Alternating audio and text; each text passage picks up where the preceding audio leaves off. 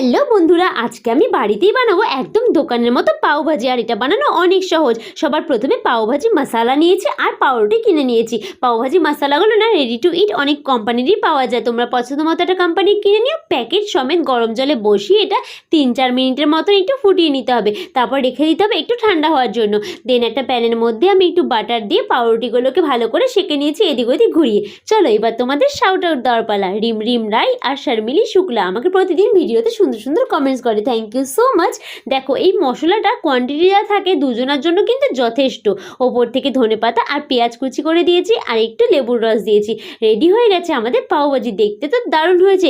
চলো এবার এটা টেস্ট করে দেখি কিরকম হয়েছে। সত্যি বলছি গাইস, আমি নিজেও ভাবতে পারিনি খেতে এতটা বেশি টেস্টি হবে। আমি না অনেক জায়গায় বাইরে পাওভাজি খেয়েছি, বাট আমার সেরকম একটা ভালো লাগেনি। বাট এই পাওভাজিটা সত্যি অনেক বেশি টেস্টি হয়েছিল। তোমরা একবার ট্রাই করে দেখো। আর হ্যাঁ, তোমরা বলো দেখি পাওভাজি কোথাকার ফেমাস খাওয়ার, অবশ্যই কিন্তু কমেন্টস করে জানিও।